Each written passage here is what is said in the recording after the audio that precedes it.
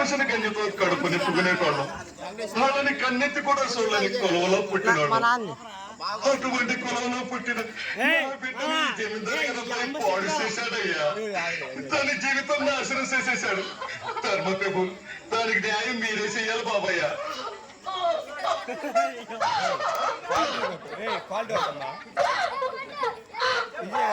నువ్వు ఆ పిల్లకి తండ్రివి, నీ మాటలు నమ్మడం. వేరే సాక్షులు ఎవరైనా ఉన్నారా? నేనున్నాను బాబయ్య. నువ్వు ఆ పిల్లకి ఏమవుతావు? మేనమామనండి. నీ సాక్ష్యం చెల్లదు.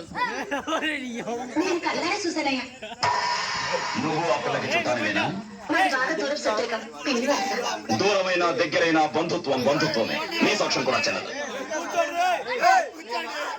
వీళ్లతో ఏ రకమైన చుట్టరికం లేని వాళ్ళు, జరిగిన అన్యాయాన్ని కళ్ళారా చూసిన వాళ్ళు ఎవరైనా ఉంటే ముందుకొచ్చి సాక్ష్యం చెప్పచ్చు.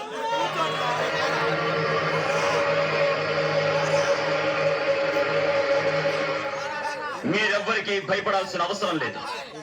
మనమందరం భయపడాల్సింది ఆ భగవంతుడికి, మన మనస్సాక్షికి. చెప్పండి.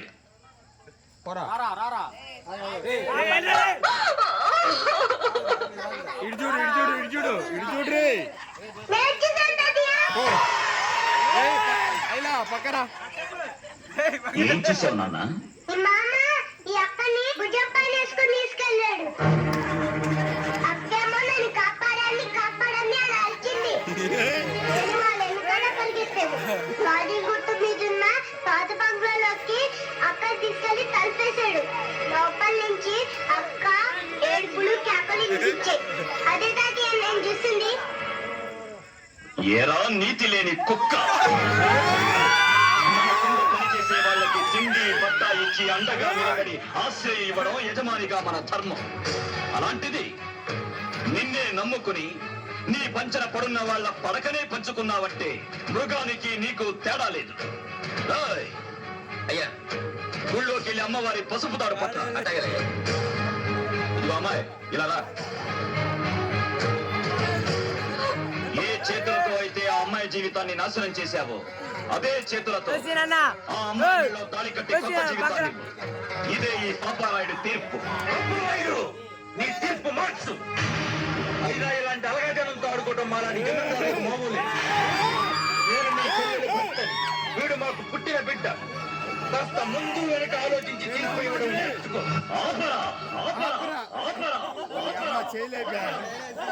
అంతకు మించి ఒక్క మాట ఎక్కువ మాట్లాడితే నీ నాలుక చీరస్తాను.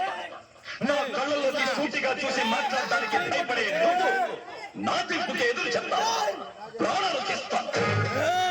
బంధాలు బంధుత్వాలు కాదు నాకు కావాల్సింది. నాకు కావాల్సింది నీతి, న్యాయం, ధర్మం. పుట్టిన పుట్టుక కాదు నా ముఖ్యం. నాకు ముఖ్యం జరిగిన అన్యాయం, జరగాల్సిన న్యాయం. తీరా తాళి కట్టా వెళ్ళి అపరాయుడు.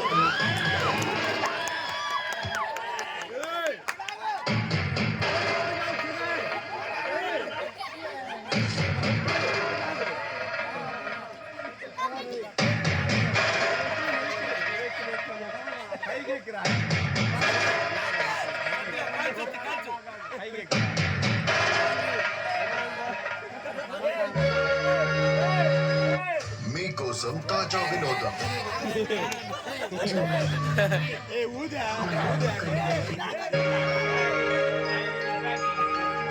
ఆ ఇంట్లో నీకే లోటు జరిగినా ఈ పాపారాయుడున్నాడన్న సంగతి మర్చిపోకు.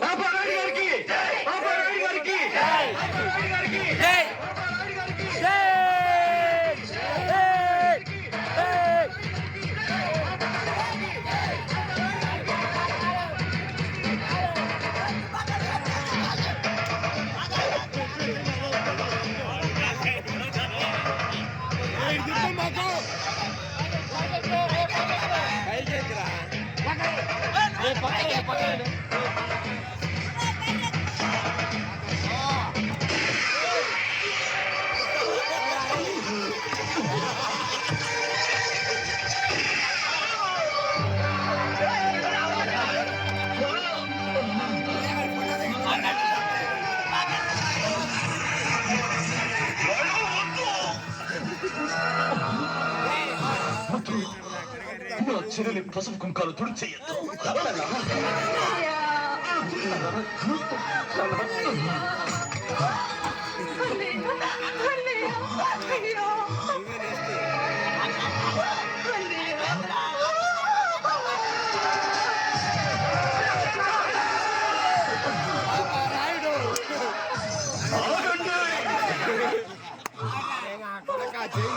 ఎవరు వాడిని తాకటానికి వెళ్ళి చేసిన తప్పుకు వాడు శిక్ష అనుభవించే తీరాలి. ఈ రోజు నుంచి వాడిని వాడి కుటుంబాన్ని 18 ఏళ్ల పాటు ఈ ఊరి నుండి వెలేస్తున్నాను. వాళ్ళతో ఎవరు మాట్లాడకూడదు. వాళ్ళింటి మంచి చెట్లకు ఎవరు వెళ్ళకూడదు. ఆఖరికి వాళ్ళింట్లో పచ్చి మంచినీళ్ళు కూడా ముట్టుకోకూడదు. దీన్ని ఎవరు అతిక్రమించినా వాళ్ళకు కూడా ఇదే శిక్ష వర్తిస్తుంది. ఇదే ఈ పాపారాయుడు తీర్పు.